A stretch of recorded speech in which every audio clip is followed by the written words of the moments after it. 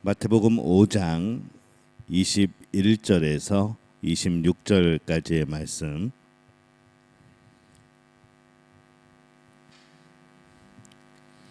우리 한 목소리로 함께 봉독합니다. 옛사람에게 말한 바 살인하지 말라. 누구든지 살인하면 심판을 받게 되리라 하였다는 것을 너희가 들었으나 나는 너희에게 이르노니 형제에게 노하는 자마다 심판을 받게 되고 형제를 대하여 나가라 하는 자는 공회에 잡혀가게 되고 미련한 놈이라 하는 자는 지옥불에 들어가게 되리라. 그러므로 예물을 제단에 드리다가 거기서 내 형제에게 원망 들을 만한 일이 있는 것이 생각나거든 예물을 제단 앞에 두고 먼저 가서 형제와 화목하고 그 후에 와서 예물을 드리라. 너를 고발하는 자와 함께 길에 있을 때에 급히 사화하라.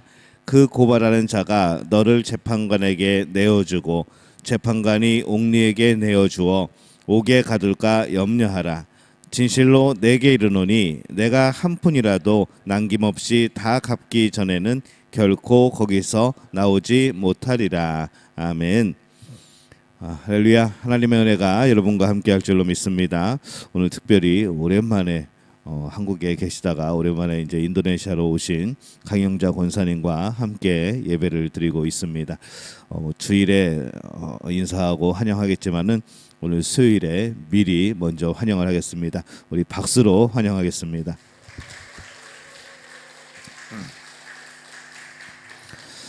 예, 항상 그 자리가 비어 있어서 아쉬웠는데 감사합니다. 오늘 먼저 화목하라라는 제목으로 함께 말씀을 나눕니다. 우리가 계속해서 산상수훈 말씀을 나누고 있습니다. 팔복에 대해서 말씀을 나눴고 너희들이 이 땅에서 어떻게 살아야 되는가? 우리는 소금과 빛으로 살아야 된다. 그리고 우리의 의가 이 바리새인과 서기관들보다 더 낫지 아니하면 우리는 결단코 천국에 들어갈 수 없다. 예수님이 말씀을 하셨죠. 또 오늘 예수님은 우리에게 뭐라고 말씀하시는가 하면은 너희가 이 땅을 살아가면서 화목하라라고 말씀을 합니다. 예수님께서 제자들과 무리를 향해서 이런 말씀을 자주 하세요. 너희가 무엇을 너희가 들었으나 나는 너희에게 이르노니 이렇게 이제 말씀하시는 경우들이 굉장히 많습니다. 특별히 이 마태복음 5장부터 7장까지가 이 산상수훈의 말씀인데 이 중간에 보면은 이런 표현들이 계속해서 반복이 되었죠. 너희는 이렇게 들었지만은 나는 너희에게 이르노니 이렇게 말씀을 합니다. 이 마태복음 5장 21절에 27절에 31절에 33절에 38절에 43절에 계속 이렇게 이제 표현을 합니다. 이런 표현법을 보면요, 예수님은 무엇을 말씀하시려고 하는가 하면은 예수님은 하나님입니다. 신적인 권위죠. 그래서 이것을 통해서 예수님은 이 서기관과 바리새인보다 그들의 의보다 더 나은 의에 도달하려면은 어떻게 해야 되는가? 그래서 이 구약의 율법을 더욱 깊고 더욱 본질적으로 이제 해석을 해주시는 겁니다. 예수님은 유대인들이 잘 알고 있는 이 대표적인 율법 6가지를 제시하고 있죠. 앞에서 말한 더 나은 의가 무엇인지 이제 밝히는 그런 과정인데 여기에는 어떤 것이 있냐면은 살인, 간음, 이혼, 맹세, 복수, 사랑, 여기에 대한 6가지의 가르침이 이제 이어지게 되어집니다. 예수님이 이렇게 구약의 율법의 본래의 의미를 드러내신 것은 우리에겐 굉장히 이게 복된 일입니다. 왜냐하면은 율법을 주신 분만큼 그 율법을 잘 아시는 분이 또 없겠죠. 자동차를 설계하고 만든 사람만큼 그 자동차를 잘 아는 사람은 없을 겁니다. 많이 여러 번 사람이 사람 몸 안에 뭐가 있는지를 알고 또 더구나 그 앞에 우리를 창조하신 분이 우리의 몸을 가장 잘 아시겠죠. 그런 것처럼 이 하나님이 우리에게 율법을 주십니다. 그래서 이 율법은 누가 제일 잘하는가? 연구하는 학자들이 제일 잘하는 게 아니고 하나님이 제일 잘 아시는 겁니다. 물어보는 거죠. 하나님이 이 율법을 왜 주셨나요? 물어보시면은 하나님이 아마 자세하게 설명을 해줄 겁니다. 그래서 이 하나님이 우리에게 율법을 주신 이유는 뭔가 하면은 하나님의 거룩하고 기쁘신 뜻을 순종함으로써 제사장 민족이 되고 하나님의 거룩한 소유가 되어지도록 하기 위해서 하나님은 이 율법을 주십니다.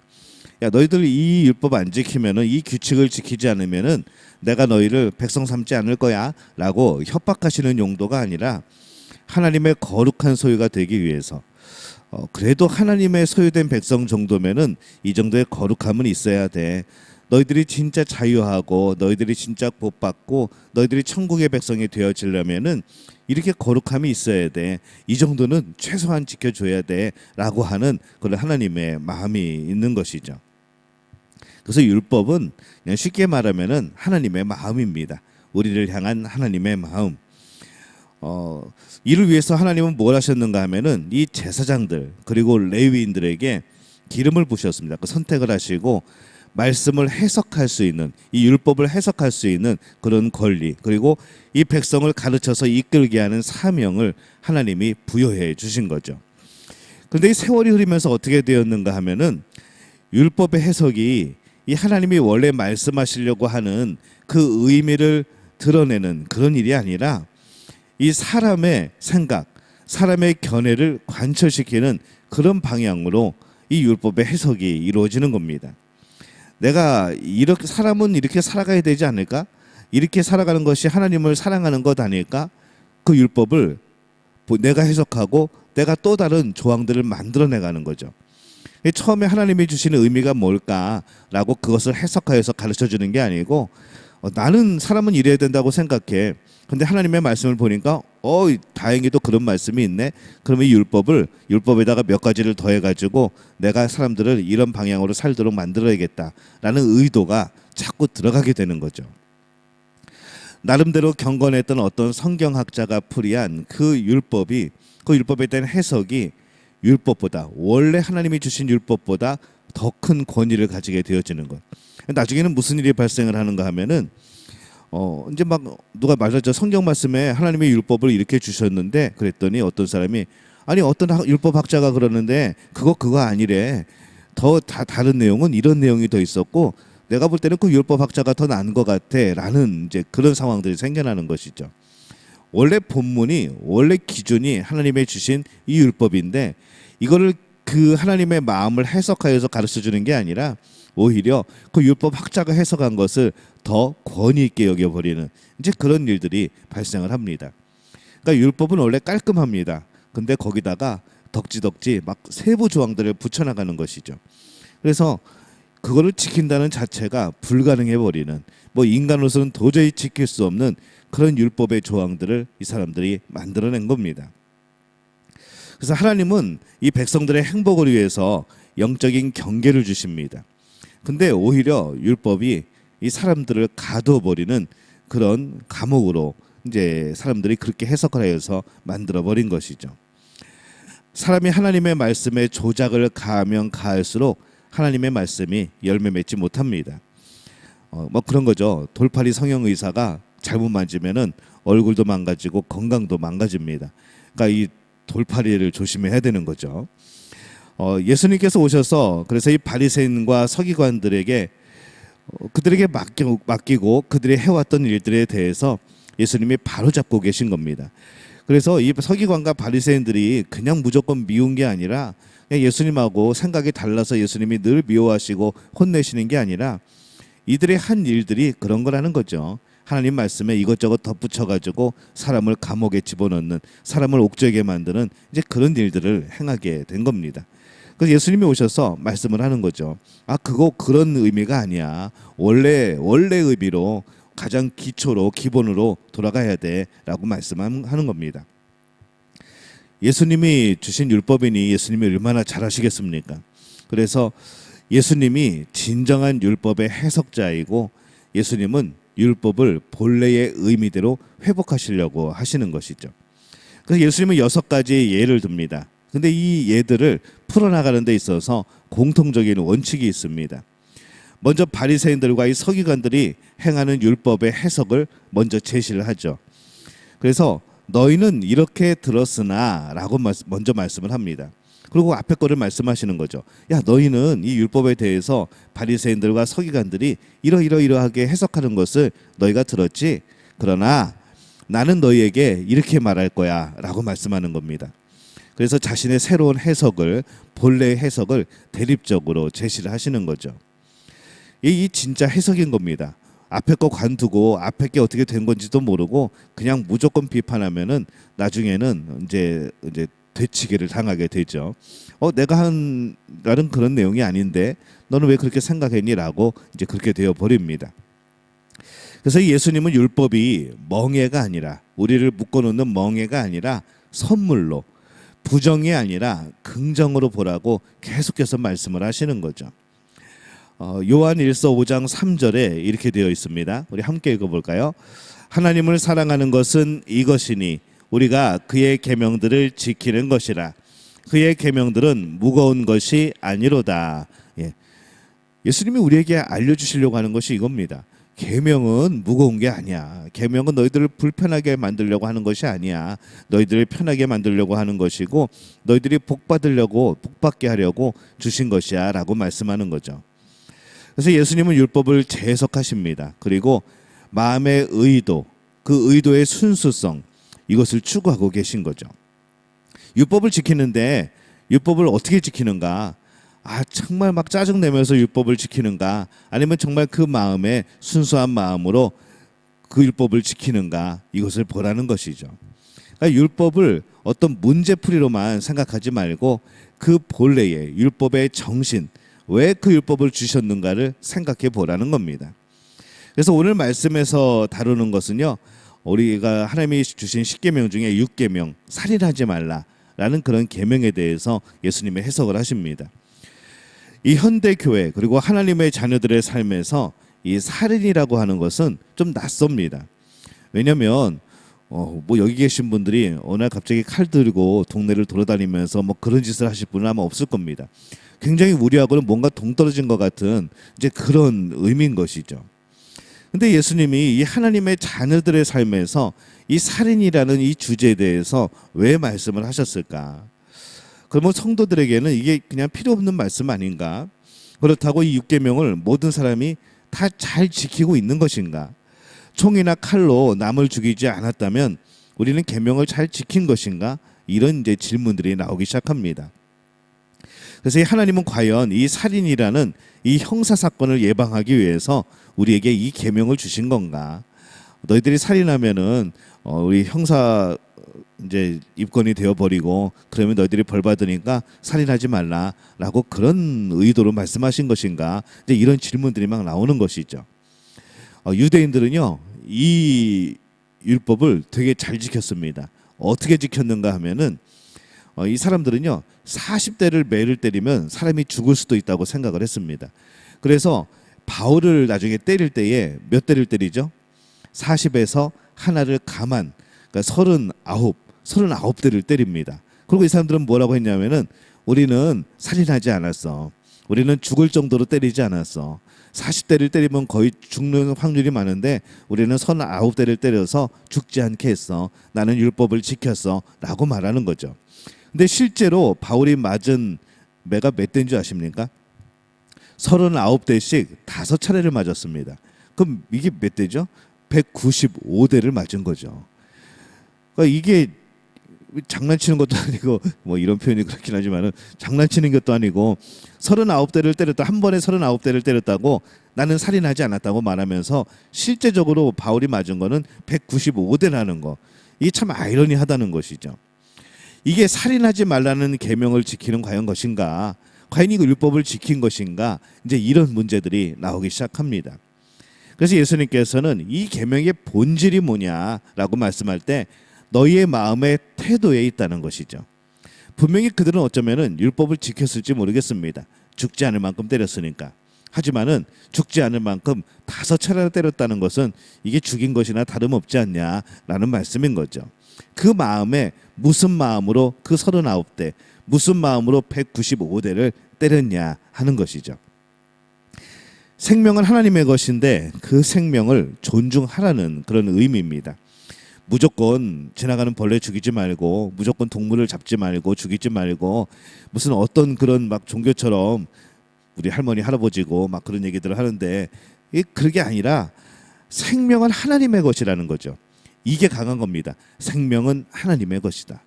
하나님이 주신 생명이다. 그러니까 그 생명을 존중하라는 그런 의미가 담겨져 있는 겁니다. 그래서 이 계명은 생명 존중을 위해서 최선을 다하라는 것이죠.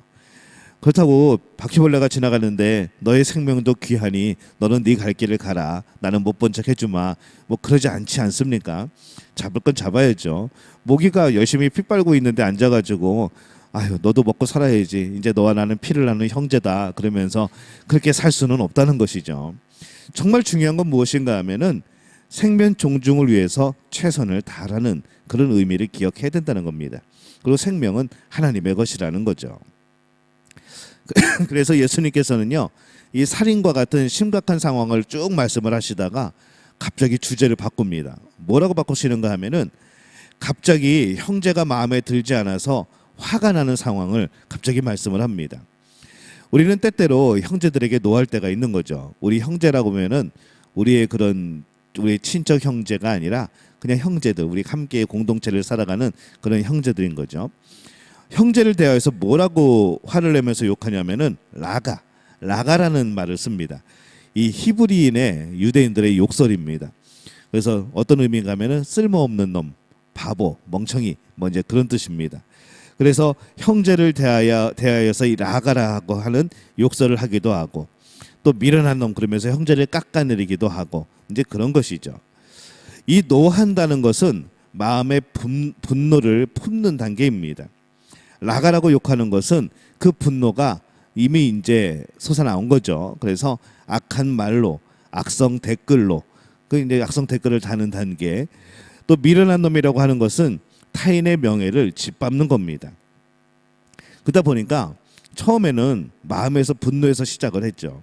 근데 그것이 말로서 표현이 되어지고 댓글로서 표현이 되어지고, 나중에는 사람들 앞에서 에이 저 미련한 놈 그럼으로 인해서 그의 명예를 짓밟게 되어지는 것. 이것이 계속 발전이 되면 어떻게 될까요?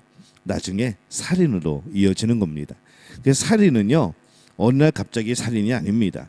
미움이, 분노가 쌓여져서 그것이 표출되면서 결국에는 살인이 되어지는 것이죠. 그래서 이 형제에게 노하는 자는 이미 살인자의 길에 들어섰다라고 예수님은 보시는 겁니다. 형제에게 노하는 것, 이 분노하는 것은 왜 위험한가? 예수님은 살인 행위의 시작이 분노로 시작된다고 보신 거죠. 그래서 에베소서 4장 26절에서 27절 말씀에 보면은 이렇게 말씀을 합니다. 함께 읽습니다.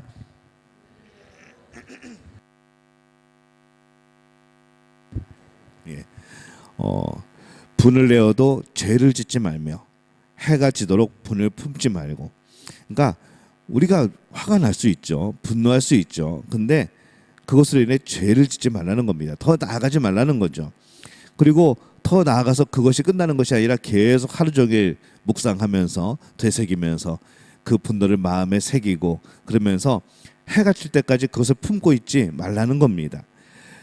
그리고 이게 무슨 일인가 하면은 마귀에게 틈을 주는 거라는 것이죠. 이 분노는요, 마귀를 틈타게 하는 위험한 일이 되어집니다. 마음에서 시작된 이 살인 행위가 점점 그 형태를 갖추어가고 결국에는 그것이 실제로 나타나게 되어지고 거기에는 처벌이 따르게 되어지는 거죠.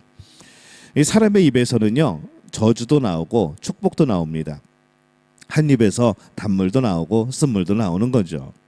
말 속에는요, 구원도 있고요, 정죄도 있습니다. 근데 예수님은 이 모든 악한 일들이 마음에서 시작이 된다라고 말씀을 하는 겁니다. 결국 뭔가 하면요, 우리의 마음먹기에 달렸다는 것이죠. 한번 따라해 볼까요? 우리의 마음먹기에 달렸다. 예, 우리의 마음먹기에 달린 겁니다. 그런데 예수님은 또 무슨 말씀을 하시는가 하면은 초점을 또 바꾸십니다. 어떻게 바꾸시는가 하면은 이 살인에 대한 그런 말씀을 하시면서 마음의 의도에 대한 말씀을 하시면서 뜻밖의 그 당시에 드리던 제사, 예배, 이것에 대해서 이제 또 하나의 예를 드시는 거죠. 살인 제물과 이 살인과 제물을 드리는 것이 과연 어떤 관계가 있는가? 여러분이 들은 헌금하고 살인하고 무슨 관계가 있는가? 전혀 관계가 없죠. 근데 예수님은 그것에 대해서 우리 마음의 의도를 곁들여서 설명을 해주십니다. 그래서 가장 성스러운 일과 가장 악한 일이 마음먹기에 달렸다라고 말씀을 합니다. 예수님께서는 가장 거룩한 일을 하려는 사람도 마음의 의도를 살피지 않으면 잘못된 결과를 가지고 올 수 있다는 것을 경고하는 것이죠. 우리는 그런 생각들을 합니다. 내가 하나님을 위하여서, 하나님의 영광을 위하여서, 하나님을 기쁘게 하기 위하여서. 근데 우리는 그런 일을 하게 될 때에 내 마음의 의도를 잘 살펴봐야 된다는 것이죠. 마태복음 5장 23절에 보면은 이렇게 말씀을 합니다. 우리 함께 읽습니다. 그러므로 예물을 제단에 드리려다가 거기서 내 형제에게 원망 들을 만한 일이 있는 것이 생각나거든. 가인과 아벨의 사건을 생각해 보면 됩니다. 이 아담의 아들 가인과 아벨은요, 각각 농사하는 자이고 양치는 자입니다. 이 아벨은 땅의 소산으로, 가인은 양의 첫 새끼와 바뀌었네요. 가인은 땅의 소산으로, 그 다음에 아벨은 양의 첫 새끼와 기름으로 하나님께 제사를 드립니다. 근데 이 첫 번째 수확을 하나님께 드림으로써 감사를 표하고 이후에 풍성한 수확의 복을 하나님께 기대를 한 거죠. 근데 어떤 이런 상황들에 대해서 여러 가지 그런 해석이 있지만요. 근데 이 성경에 뭐라고 표현이 되는가 하면은 하나님은 아벨과 그의 제물은 받으셨지만 가인과 그의 제물은 받지 않으셨다. 이렇게 성경이 말씀을 합니다. 사람이 먼저 나오나요? 제물이 먼저 나오나요? 사람이 먼저 나오죠. 사람이 제물보다 먼저 나옵니다. 그러니까 뭔가 하면요, 사람이 제물을 결정하는 겁니다. 그래서 이 말씀은요, 이렇게 해석해도 괜찮습니다. 사람이 잘못된 거였구나. 드린 제물이 문제가 아니라 사람이 문제였구나. 사람이 거룩해지지 않으면 그 제물도 거룩해지지 않는다는 것이죠. 그래서 성경의 표현에 아벨과 그의 제물, 가인과 그의 제물, 이렇게 이제 표현을 합니다. 사람이 다르고 그의 제물이 같다. 이는 제물 그 자체보다는 아벨과 가인의 마음이 그 삶의 차이를 가져오고 그 제물에 미치는 영향들이 달라진다는 것이죠. 그런데 가인이 깨닫지 못합니다. 이것을 깨닫지 못하고 하나님이 말씀을 하셨죠. 너 왜 그러니 그러지 마라 라고 말씀을 했는데 분노가 일어나기 시작합니다. 하나님은 그에게 선을 행하고 범죄하지 말고 죄를 다스리라고 말씀을 하시죠. 창세기 4장 6절에서 7절까지의 말씀 우리 함께 읽습니다. 시작.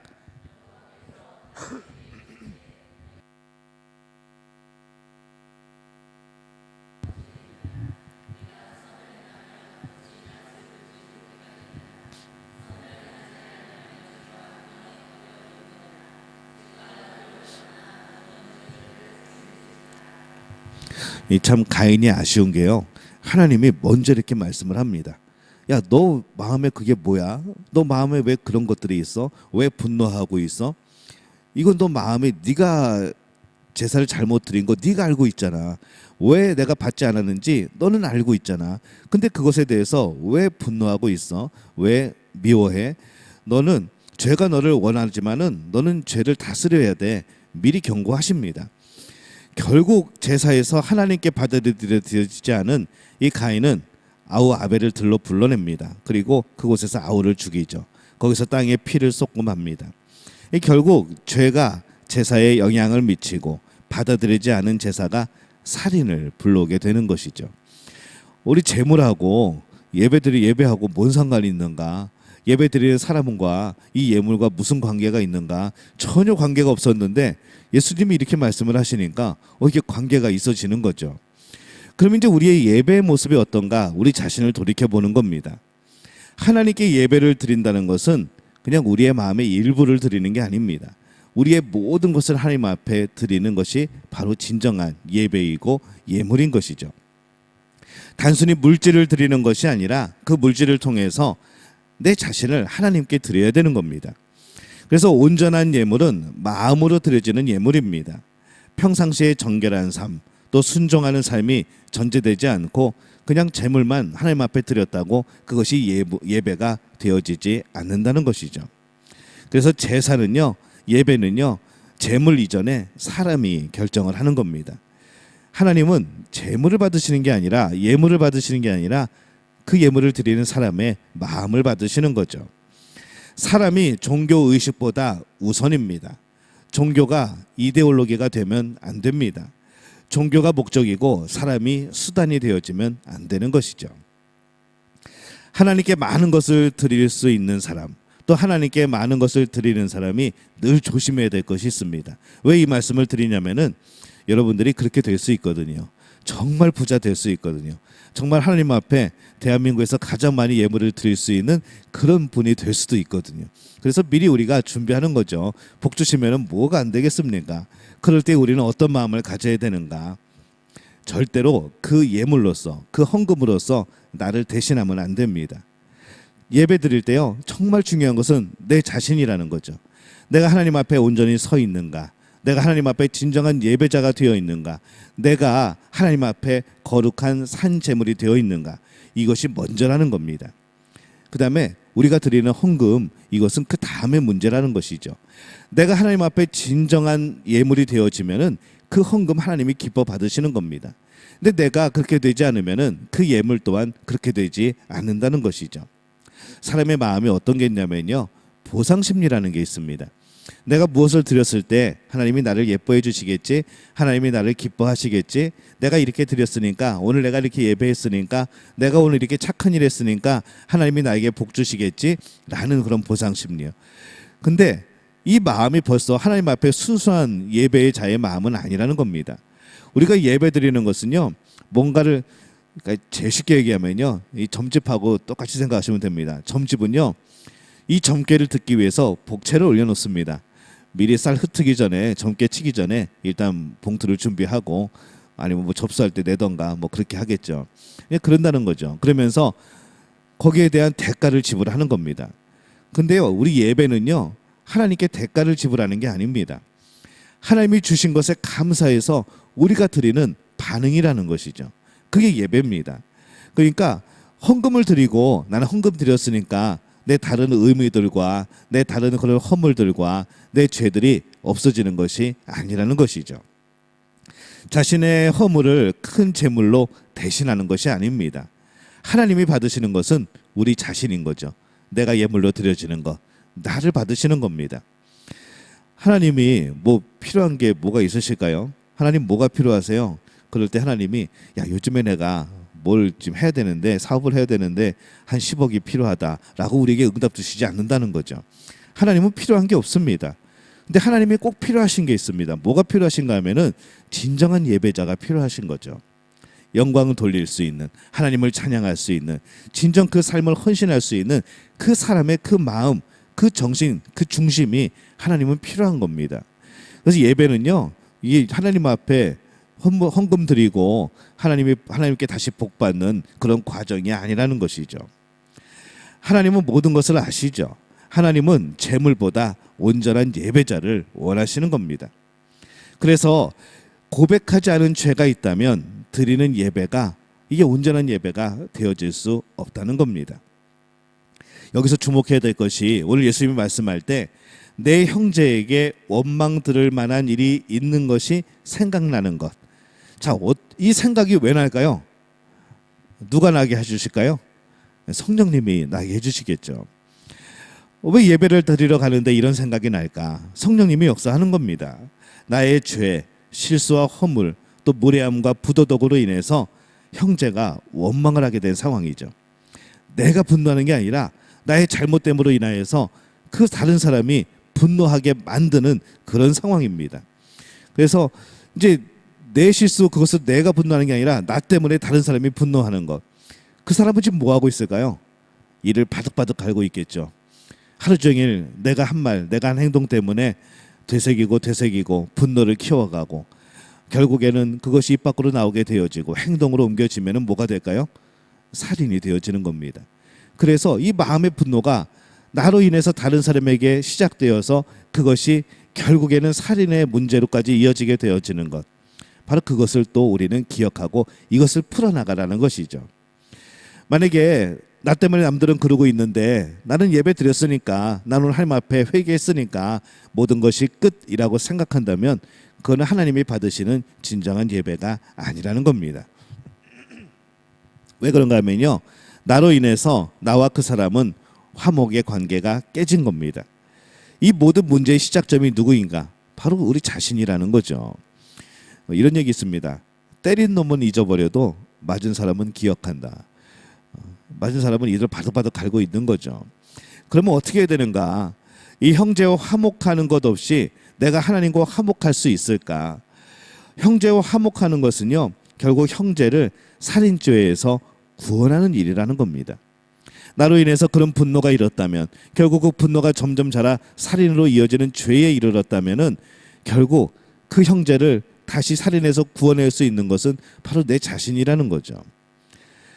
내 죄가 또 다른 죄를 불러오는 것을 멈추는 과정이 바로 화목하는 겁니다. 나의 행위로 인해서 형제에게 문제가 생길 경우에는 그것을 먼저 해소하라는 거죠. 하나님께 나아갈 때 성령께서 마음을 주시거든 미루지 말고 해결하라는 겁니다. 먼저라는 표현을 쓰고 있는 거죠. 이것이냐 저것이냐는 양자택일이 아닙니다. 예배를 드릴 것이냐, 예물을 드릴 것이냐, 아니면 화해를 할 것이냐, 이 중에 한 가지만 하는 게 아니라 먼저 화해하라는 거죠. 그리고 예배 드리고 예물을 드리고 하라는 겁니다. 먼저 타인과 화해하고 그 뒤에 마음으로부터 준비된 온전한 상태에서 예배 드리면 하나님이 그 예배를 기뻐 받으신다는 겁니다. 그래서 한번 따라해 볼까요? 화목이 예배를 아름답게 만듭니다. 자, 오늘 아침에 와가지고 우리가 서로 막 싸워가지고 어떤 문제 때문에 막 싸워가지고 막 분노가 일고 지금 다 이렇게 서로 안 보고 있지만은 서로 볼 때마다 뭐 화가 치밀어 오르고 이러면은요, 오늘 예배가 안 되는 겁니다. 이 하나님이 진정 받으시면은 예배가 안 되어지는 거죠. 예를 들면 그렇다는 거죠. 그런 겁니다. 화목이 예배를 아름답게 만듭니다. 화목하면요, 예배 드릴 때에 나만 보이는 게 아닙니다. 옆 사람이 보이죠. 옆 사람이 하나님께 찬양하고 하나님 앞에 예배드린 모습 보면서 그게 또 은혜가 되어지고, 화목하면요, 앞에 성가대가 찬양할 때에 그 성가대 가사가, 그 성가대 찬양하는 모습이 은혜가 되어지는 겁니다. 같이 은혜가 되어지고 화목해지는 거죠. 앞에 나왔던 대표기도하는 분이, 아니면 헌금위원이, 아니면 찬양하는 찬양팀이, 방송하는 분이, 안내하는 분이 화목하면요, 다 좋은 겁니다. 아침에 교회 왔는데 밑 2층에서 안내하고 계신 분, 주문 하나 주고 계신 분, 화목하면은 반갑고 기쁘고 좋은 거죠. 아, 나보다 먼저 와가지고 저렇게 봉사하고 예배를 위해서 헌신하는구나. 성가 연습 일찍 와서 하죠. 찬양팀 일찍 와서 하죠. 예배 일찍 준비하죠. 예배 순서 중간중간에 우리를 위해서 먼저 봉사하는 분들 계시죠. 화목하면요, 이 모든 것이 다 예배가 되어진다는 것이죠. 그 사람들을 보면서 나도 함께 기쁨으로 예배가 되어지는 겁니다. 그런데 화목하지 않으면 어떻게 될까요? 교회 딱 왔는데 저 1층부터 아유, 내가 화목하지 않은 사람을 만났네. 이 예배 그때부터 이제 시작이 되는 겁니다. 왜 아침부터 그 사람을 만나가지고, 세상 사람들이 흔히 말하면 재수가 없어서 아침부터 그 사람을 만나가지고 내가 이런 마음을 품게 되어지는가? 하루 종일 그 사람만 생각나고 그 사람하고 싸운 일만 생각나고 그렇다고 한다면은 그 예배가 되어지겠습니까? 그래서 다시 한번 따라합니다. 화목이 예배를 예배답게 만듭니다. 그렇죠. 예. 예배가 소중하기 때문에 예배 이전의 삶도 우리에게는 참 소중한 겁니다. 목적이 좋으면은 수단도 좋아야 되죠. 하나님은 예배 기술자가 필요한 게 아닙니다. 그냥 그럴듯한 예배 드리고 나는 예배 드렸다고 생각하면 안 된다는 것이죠. 참된 예배자가 필요한 겁니다. 하나님은 재물보다 화목을 원하신다는 거죠. 성전에 가는 길, 그리고 법정에 가는 길이 다 마음에 달려 있습니다. 우리가 성전에 가게 되는 경우는 어떤 걸까요? 하나님 앞에 나와서 함께 서로를 용서하고 하나님 앞에 서로 회개하고 그런 모습이겠죠. 마음을 달리 먹으면 어떻게 될까요? 성전으로 가는 게 아니라 법정으로 가게 되겠죠. 법정에 가는 사람들의 마음을 생각해 보셨습니까? 나에게 소송 거는 사람은요, 얼마나 답답했을까요? 얼마나 원통했을까요? 그러니까 소송을 거는 거죠. 우리가 예배 드리기 전에 화목해야 예배가 받아들여지듯이, 또 이 재판관에게 고발하기 전에 빨리 화해를 해야지 감옥을 면할 수가 있는 겁니다. 그래서 법정에 가는 길도요, 성전에 가는 길과 같은 겁니다. 마태복음 5장 25절입니다. 우리 함께 읽습니다. 너를 고발하는 자와 함께 있을 때에 급히 사화하라. 그 고발하는 자가 너를 재판관에게 내어주고 재판관이 옥리에게 내어주어 옥에 가둘까 염려하라. 이렇게 말씀을 하죠. 원망 들을 만한 일이 있는 형제의 경우보다 이 소송 당사자인 경우에는 참 화해하기가 힘듭니다. 오죽했으면 비용을 들여가면서 이 재판장에게 호소를 하겠습니까? 이 소송을 하게 되면 인격과 마음이 다 피폐해지죠. 모두 다 상처를 받게 되고 또 영적으로 정신적으로 또 정서적으로 굉장히 피폐해집니다. 고발하는 자와 화해하면 끝날 일이 재판까지 가게 되어지는 것, 그러지 말라는 거죠. 재판관 앞으로 가고 결국에는 간수에게로 가고 결국에는 감옥으로 가게 되고, 예수님께서는 우리에게 이 범죄의 처벌을 경감할 수 있는 길을 알려주시는 것이 아니라 형제간에 화목하라는 겁니다. 나의 잘못이든 상대방의 잘못이든 그것 때문에 화목이 깨어지고 서로 반목하면 살인죄를 짓는 것과 다름이 없다는 겁니다. 그래서 예수님은 서기관들과 바리새인보다 더 나은 의의를 가지려면은 이 6계명인 살인 금지 계명을 이렇게 지켜야 된다라고 말씀하는 거죠. 어떻게 지켜야 되는가? 일상생활 가운데, 예배 활동 가운데, 법적인 소송 가운데 그렇게 지켜야 된다. 나와 형제의 생명을 더 잘 보존하고 존중해 줄 수 있는 것, 그런 길을 보여주시는 것이죠. 생명보다 귀한 것은 없습니다. 그래서 이 생명을 다치지 않게 하는 겁니다. 생명을 풍성히 하는 자는 하나님의 큰 복과 은혜를 받게 된다는 것이죠. 오늘 여러분들은 이 말씀 통해서 어떤 모습이 보이십니까? 우리의 모습은 또 어땠습니까? 복이 있는 사람, 우리가 말씀을 나눴고 이 복이 있는 사람이 어떠한 모습으로 세상을 살아가고 또 하나님 앞에서 어떠한 모습으로 살아가고 또 우리 이웃과의 관계에서 어떠한 모습으로 살아가야 되는가. 오늘 이 살인이라는 단어를 통하여서 그 이전에 살인하지 말라, 이것으로 끝나는 게 아니라 그 본래의 의미, 그 원래의 정신인 서로 화목하라, 바로 이 말씀을 오늘 예수님이 하고 싶으신 것이죠. 자, 우리 옆에 분들에게 이렇게 인사하겠습니다. 우리 화목합시다. 예, 한 번 더 인사합니다. 우리 화목합시다. 한 번 더 따라합니다. 그래서 진짜 예배가 예배되게 합시다. 우리 믿음 가족들은 화목함으로 진짜 예배가 예배게 되어지는 그런 복된 분들이 되어지시기를 예수님의 이름으로 축원합니다.